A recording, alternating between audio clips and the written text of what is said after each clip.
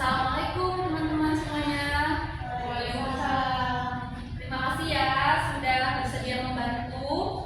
Perkenalkan, kami dari kelompok 5 sedang melakukan penelitian tentang penguasaan kelas pada mahasiswa introvert dalam mata kuliah introvert teaching.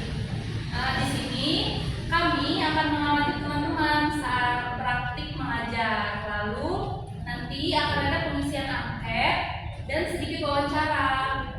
Data hanya untuk keperluan penelitian dan tidak mempengaruhi nilai, jadi santai aja ya. Nah, jadi itu nanti di sini kalian tuh kayak praktik mengajar gitu di depan. Terus nanti kami kayak meneliti kalian, kayak mengamati kalian saat kalian di depan itu mungkin kurang percaya diri apa gimana kayak gitu. Terus nanti setelah sesi kayak praktik mengajar itu ada sesi itu mengisi angket. Setelah itu juga ada sedikit wawancara. Jadi sekarang boleh dimulai dari Okta, mungkin bisa dimulai dulu praktik mengajar di depan. Baik, saya akan menjelaskan hasil presentasi materi saya yang berjudul Supervisi Dinian Konseling. Supervisi Dinian Konseling itu sebenarnya cara untuk membantu guru BK supaya kerjaannya sesuai dengan baik, bukan sekedar mengawasi atau mencari kesalahan. Cara membantu itu berbeda-beda, makanya ada beberapa pendekatan, tinggal disesuaikan aja sama kondisi guru dengannya. Terus pendekatan itu ada 6. Ada pendekatan langsung, pendekatan tidak langsung, pendekatan kolaboratif, pendekatan individual, pendekatan kelompok, dan pendekatan humanistik.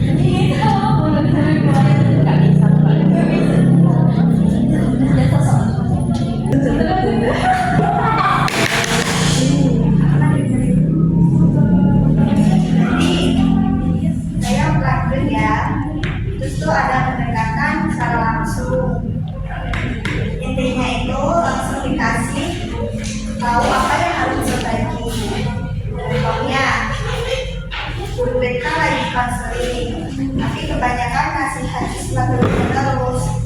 Jadi supervisornya itu bilang ke siswanya, coba jangan langsung kasih nasihat, tapi tanya dulu keadaan sama perasaan siswanya gimana.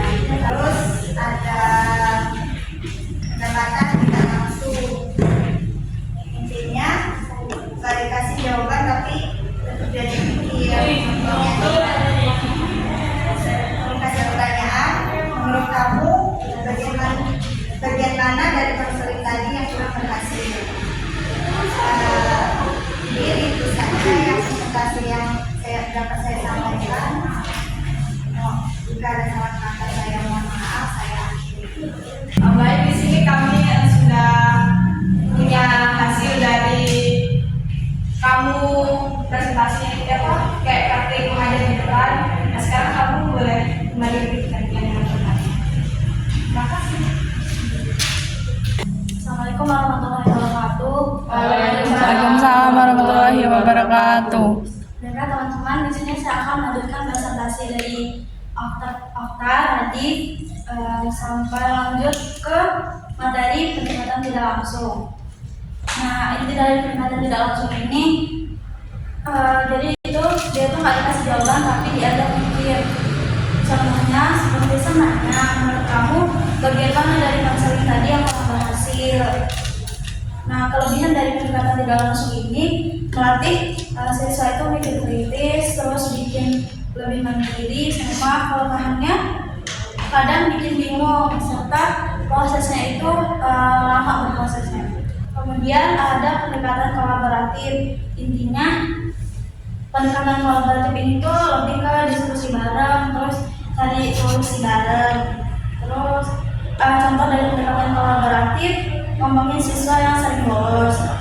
Jadi supervisor itu bertanya kepada guru BK, menurut kamu kenapa sih dia itu bolos? Terus guru BK bilang mungkin terkait masalah internal atau faktor internal dia kayak mungkin masalah keluarga, lalu nanti mereka supervisor dan guru BK ini akan mencari solusinya bareng-bareng. Bosan nggak sih kumpul ini? Ada? Iya, kenapa ya? Nggak bosan, kayaknya sausnya enak banget. Mungkin maaf ya teman-teman kalau misalnya kalian mau ngobrol di belakang bisa tolong ke depan aja nanti saya presentasi. Terima kasih. Iya. Ya, selanjutnya presentasi saya tadi ya tentang kelebihan serta kelemahan dari pendekatan kolaboratif. Kalau kelebihannya ini itu lebih santai, terus nggak tegang, serta banyak ide yang bakalan muncul nantinya. Dan kalau kelemahan, kalau misalnya salah satu pasif itu nanti keduanya jadi nggak efektif. Mungkin terima kasih. Sekian presentasi dari saya. Saya akhiri. Wassalamualaikum warahmatullahi wabarakatuh. Waalaikumsalam warahmatullahi wabarakatuh. Waalaikumsalam warahmatullahi wabarakatuh. Baik, di sini saya akan menjelaskan tentang materi saya yang berjudul cyberbullying. Jadi teman-teman, ada yang tahu nggak sih kalian cyberbullying itu apa? Mbak, Belum tahu. Jadi di sini aku menjelaskan sedikit ya. Cyberbullying adalah tindakan perundungan yang dilakukan di media sosial melalui Instagram, TikTok ataupun WA. Itu bentuk cyberbullyingnya bisa berbeda-beda. Ada yang menghina segala macam. Tetapi kebanyakan bentuk cyberbullying adalah menghina body shaming terhadap seseorang secara langsung. Ada orang yang memberikan komentar-komentar jahat seperti "ih kamu jelek ya, ih kamu kok buta, kamu gini" kepada orang-orang yang memposting fotonya di media sosial.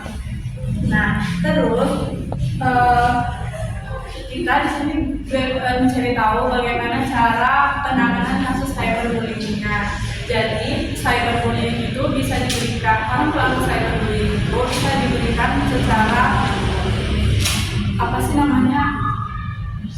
edukasi bagaimana memberikan komentar yang baik di media sosial, dan dia juga diberikan edukasi bagaimana cara mengelola media sosial dengan baik dan benar.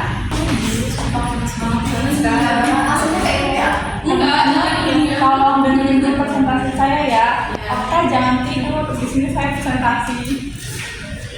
Baik, di sini saya akan menunjukkan presentasi saya.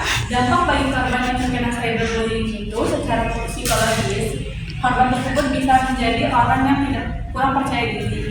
Dia bisa jadi orang yang interaktif di kelas, ceria, tiba-tiba ketika dia terkena cyberbullying, dia menjadi tidak percaya diri, dia menarik diri dari lingkungannya, dan akademiknya juga pasti bisanya menurun.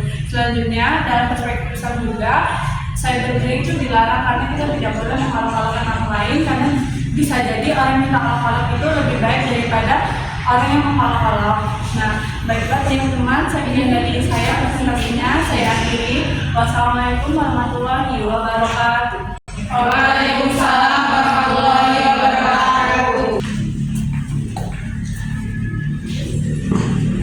baik teman-teman, terima kasih atas partisipasinya untuk membantu pelajaran pekerjaan kami. Setelah ini saya akan memberikan angket kepada kalian, jadi tolong diisi ya.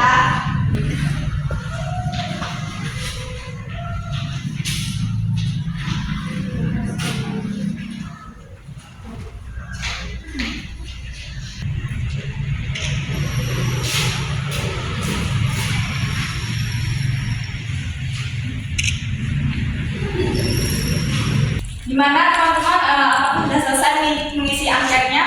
Sudah. Saya ambil lagi ya. Baik.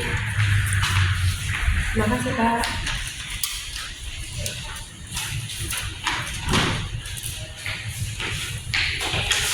Nah, sebelum ini berakhir, ini ada tahapan terakhir, yaitu ada wawancara, sedikit wawancara. Jadi, apakah kalian bersedia untuk kami wawancara? Aman kok, nanti data kalian bakal kami simpan dengan baik dan tidak saya bocorkan kemana-mana kok.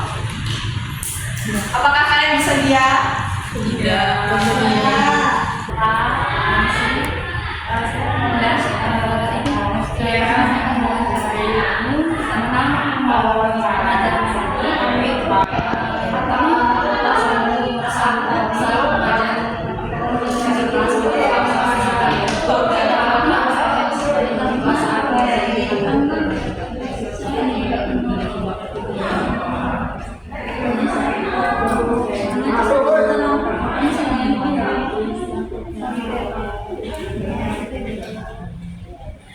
Mulai